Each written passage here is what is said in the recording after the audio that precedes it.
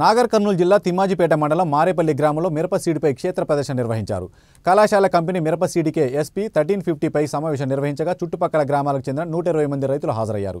వెరైటీకి సంబంధించిన వివరాలు కంపెనీ ప్రతినిధి వివరించారు. అలాగే రైతు తన అనుభవాలను వివరిస్తూ సీడ్ ప్రత్యేకతను బాలనాగే తోటి రైతులతో పంచుకున్నారు.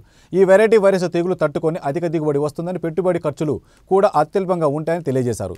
మిగతా విత్తనాలతో పోలిస్తే బంగారం సీడ్ మిరప తోటల దిగుబడులు బాగా ఉన్నాయని రైతులు వెల్లడించారు. గ్రామం మారేపల్లి.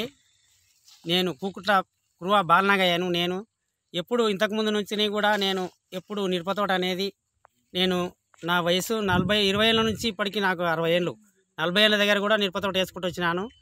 సీడు ఏదైనా మామూలుగా వేసినా ఇప్పుడు నా మాత్రం తులాలతోని ఈ బంగారం అనేది వేసినందున నాకైతే మంచిగానే ఉంది. మందులు కొట్టినా ఏది చేసినా ఇప్పటి వరకు అయితే మంచిగానే అనిపిస్తుంది. బాగుంది, ఖాతా బాగానే ఉంది.